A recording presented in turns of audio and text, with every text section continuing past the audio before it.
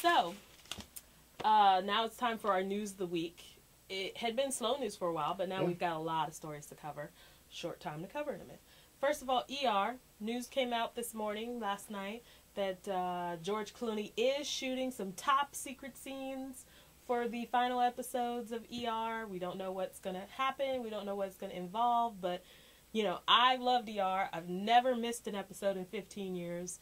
I love George Clooney.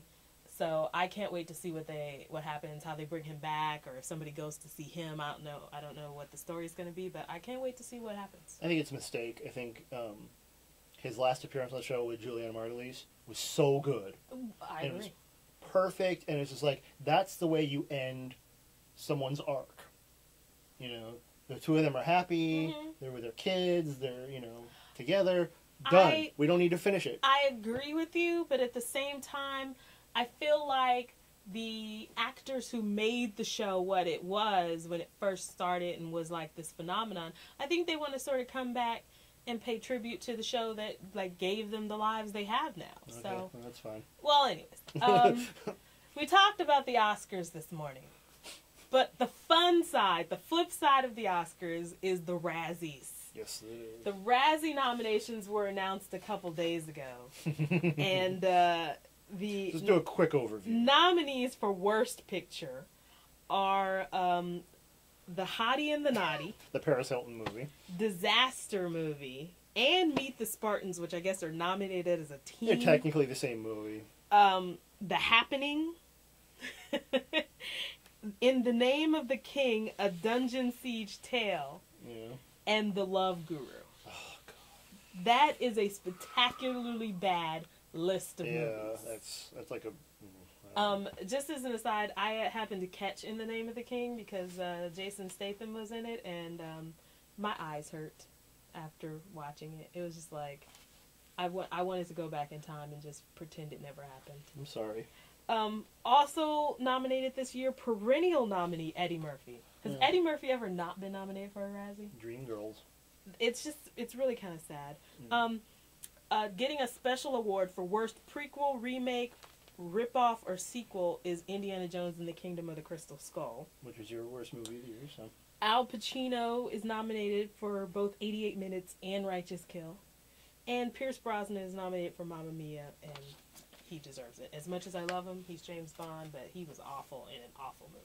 Well, there you go. One thing I did send to you, just quickly, we've been talking about on the show the mistake of the remaking the Karate Kid. Yeah. Well, now we found out that Ralph Macchio, who played the original Karate Kid, is not too happy with it either. He is basically saying there's no need to remake great original movies. You really don't. So he has a problem with it. So if he has a problem with it, I have a problem with it, Stephanie has a problem with it, and Pat Morita, well, is rolling.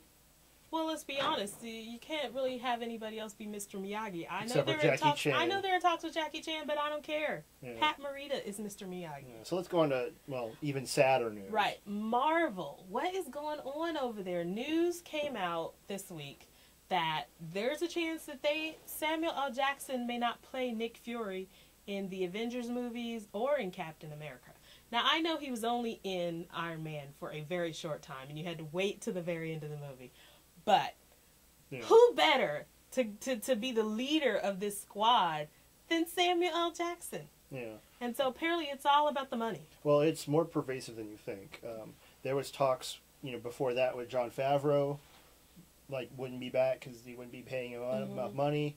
That was one of the major issues with Terrence Howard. I was going to say, now that whole Terrence Howard thing kind of becomes a little more clear. Yeah. And now there's talk that they want to lowball Mickey Rourke and only pay him like $250,000 to be the main villain, which is kind of, if you think about it, an Oscar-nominated actor, he's on a roll right now. At least pay the guy $1 million, Well, that's true. To be fair, if Mickey Rourke hadn't had all this success with The Wrestler, first of all, his name wouldn't even be mentioned, but he wouldn't be getting paid a whole lot anyways. Well, yeah, but now they can actually say, like Academy Award nominee Robert Downey Jr. with Academy Award nominee Mickey Rourke.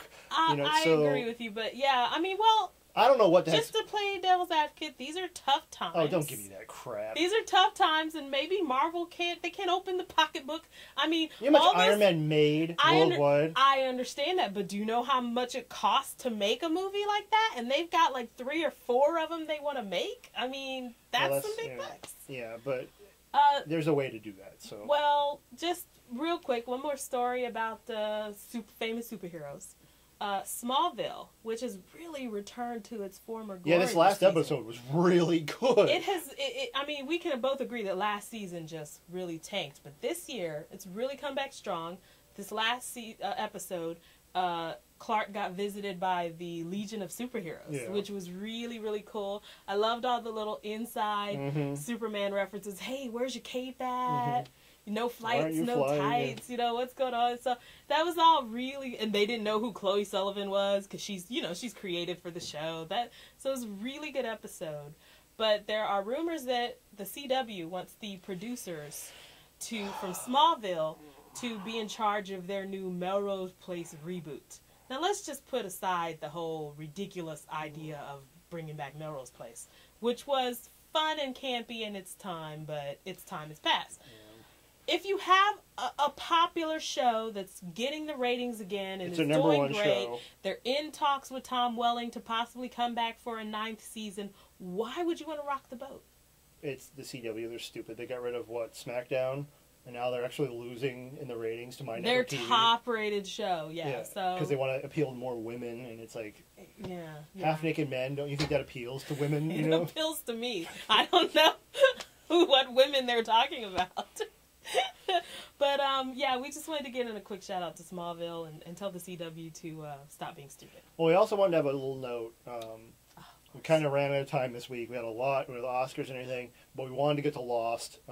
Dan, if you could see this transmission, we wanted to get to Lost. So we figured we're going back to our normal taping schedule, which is on Tuesdays. So we're going to save Lost, and that'll give us more time to talk about Lost. We're going to put a little pin in it for now and come back to it. Put a little ribbon on my finger to remember that. Yeah. And so we have a lot to talk about. I think Stephanie and I have the same thought on it. Don't give away too much. Leave some for later. Dan liked it. We'll just give him that. Yeah. So there's that. And we're going to end today. So watch next week. And check out our blog too, inscapeblog.blogspot.com.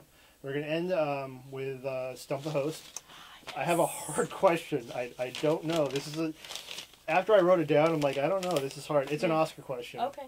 So 2006 Oscars. What film was not nominated for Best Picture, but got the got Dreamgirls. Ah! Yes. Didn't finish my question. Well, that's it for next week. Until next week, I guess. We'll see you then. Check out our blog. We're blogging every single day. Okay. We'll test. Got some good stuff up there. Inskateblog.blogspot.com. Hopefully, maybe next week we'll have a better question.